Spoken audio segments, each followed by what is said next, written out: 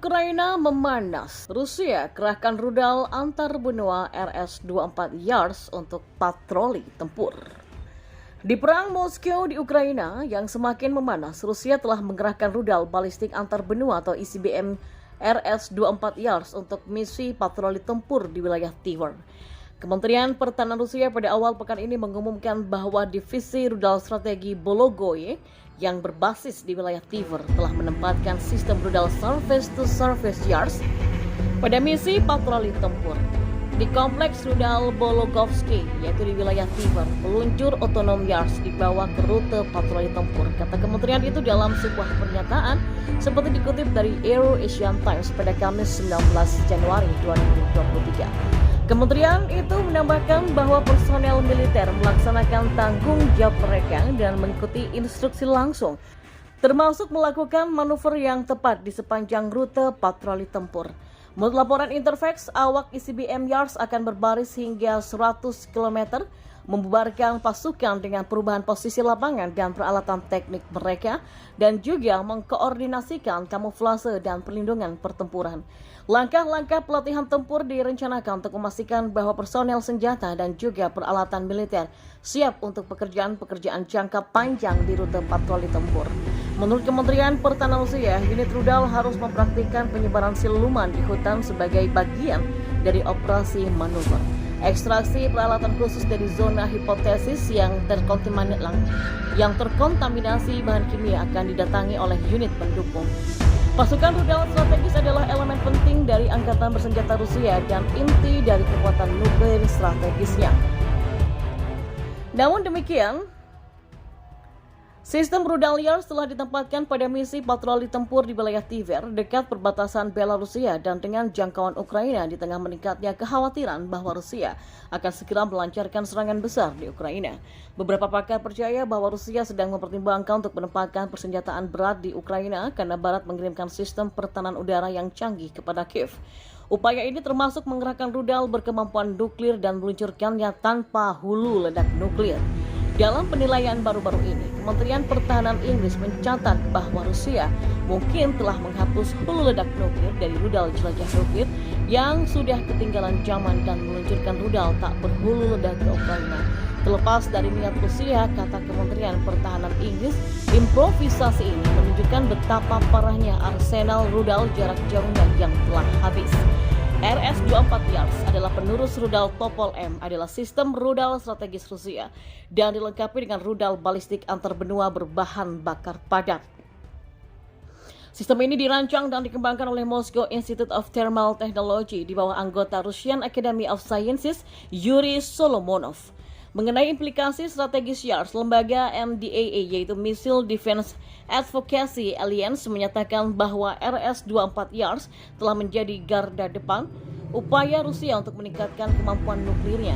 Kemampuan sistem untuk menghindari sistem pertahanan udara meningkatkan efektivitas komponen berbasis darat dari triad nuklir Rusia. Selain itu, sistem itu juga punya keunggulan dibandingkan sistem pertahanan rudal saat ini berkat kemampuannya untuk menyebarkan umpan aktif dan pasif saat dalam penerbangan. RS-24 dapat diangkut lewat jalan darat dan ditempatkan di silo rudal Rusia yang dinonaktifkan membuatnya lebih sulit untuk dideteksi. Hal ini bersama dengan fakta bahwa sistem tersebut hanya membutuhkan waktu 7 menit untuk diluncurkan menghadirkan ancaman besar terhadap sistem pertahanan misil yang digunakan oleh Amerika Serikat untuk melindungi negara dan juga sekutunya. Euro Asian Times melaporkan pada Desember 2022 bahwa Rusia menerbitkan video yang mendemonstrasikan integrasi rudal Yars ke dalam silo di kompleks militer Kozaks di wilayah Kaluga di barat daya Moskow. Menurut publikasi Rusia, Komsomolskaya Pravda, kompleks rudal Yars memiliki kapasitas 12 kali lebih tinggi dari bom Amerika yang menghancurkan Hiroshima. Pada Oktober 2022, Putin menyaksikan peluncuran rudal Yars yang sama di tengah meningkatnya ketegangan atas konflik dengan Ukraina untuk mengevaluasi tanggapan Rusia terhadap potensi serangan nuklir. Kecuali untuk bus muatan yang sudah dimodifikasi untuk membawa MIRF, sistem misilnya mirip dengan sistem misil Topol-M atau beberapa hulu ledak yang dapat ditargetkan secara independen. Dalam pengaturan Dalam pengaturan MIRV konvensional, semua hulu ledak berada dalam satu tahap yang terpisah dari sisa senjata setelah diluncurkan. Begitu berada di luar atmosfer bumi, maka perangkat ini dapat bermanuver secara mandiri, meluncurkan setiap hulu ledak ke target tertentu. Rusia mengumumkan pada Juni 2019 bahwa mereka telah menguji RS-24 Yars dengan desain hulu ledak eksperimental. Selama pengujian, rudal tersebut menempuh jarak sekitar 3.500 mil sebelum mencapai Kura Missile Test Range di Kamchatka, Korea. Dan kita beralih ke informasi selanjutnya. Rusia dapat mencapai beberapa sasaran di Ukraina Barat untuk memutus rute transportasi yang menghubungkan Ukraina ke sebagian besar Eropa yang sudah memberikan bantuan militer dan ekonomi utama selama perang. Chernihiv juga mengatakan bahwa Putin dapat mengambil jalan yang lebih panjang menuju kemenangan dan ini dapat melibatkan militernya untuk merebut wilayah di Ukraina Timur termasuk Donbas. Putin mengklaim mencaplok 4 wilayah yakni Donetsk, Kherson, Luhansk, dan Zaporizhia pada tahun lalu, menyusul referendum yang ditolak secara luas sebagai pemilihan palsu oleh Barat. Maka dengan wilayah-wilayah di bawah kendali Rusia, Kremlin akan bersiap untuk serangan berikutnya, Chernihiv memperingatkan. Chernihiv juga mengindikasikan Ukraina akan siap untuk mempertahankan wilayahnya dalam skenario apapun, tetapi Ukraina dan sekutu kami juga punya beberapa rencana untuknya, sebentar lagi dia akan melihat mereka di medan perang. Yang menanggapi komentar Chernihiv, yaitu Seth Jones, Direktur Program Keamanan Internasional dan Proyek Ancaman Transnasional di Pusat Kajian Strategis dan Internasional, mengatakan kepada media bahwa strategi pertama tidak mungkin dapat dilakukan oleh Putin, namun ia setuju jika opsi kedua dapat memberikan celah kemenangan bagi Rusia. Dia menggambarkan dua strategi lain yang bisa diambil Rusia. Yang pertama ditunjukkan untuk menghentikan gerak maju Ukraina, memberikan pasukan mereka sendiri kesempatan untuk membangun kembali untuk serangan selanjutnya. Perang Rusia versus Ukraina miris. Ribuan warga Ukraina hidup tanpa tempat tinggal.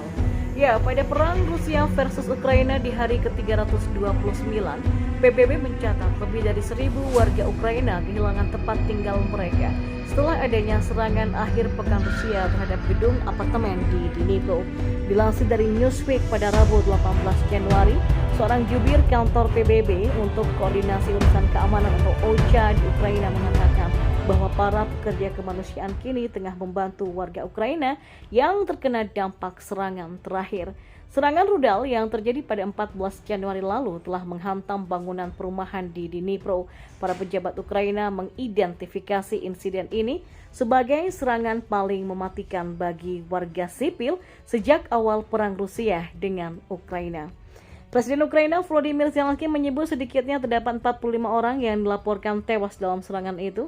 Dari total itu termasuk 6 orang anak, sementara lebih dari 70 orang lainnya terluka. Ya, pada perang Rusia versus Ukraina di hari ke-329, PBB mencatat lebih dari 1.000 warga Ukraina kehilangan tempat tinggal mereka. Jumlahnya adanya serangan akhir pekan Rusia terhadap gedung apartemen di Ketua Panitia Penyelenggaraan Kekuasaan Negara dan Pemerintahan Daerah, Pembangunan Daerah dan Tata Kota Olena PBB, Julia koordinasi urusan warga Ukraina di Ukraina mengatakan kompensasi dari kerusakan rumah kini tengah membantu warga Ukraina. Suryek mengatakan jika kompensasi dapat diperoleh dalam kasus-kasus serangan rudal yang terjadi pada 14 Januari lalu, beberapa bangunan tempat tinggal dan apartemen yang rusak atau hancur setelah pencabutan darurat militer akan mendapati ganti serangan paling mematikan bagi warga sipil sejak awal perang Rusia dengan Ukraina.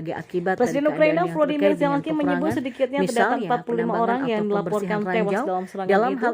Dari total itu termasuk 6 orang anak, sementara lebih dari 70 orang lainnya terluka. Sejak itu lewat aplikasi Dia tercatat sebanyak 318.000. Adapun fasilitas yang hancur selama perang, permohonan kompensasi dapat diajukan. Jumlahnya terus meningkat seiring dengan perang yang terus berlanjut. Ketua Panitia Penyelenggaraan Kekuasaan Negara, Pemerintahan Daerah, Pembangunan Daerah dan Tata Kota Olena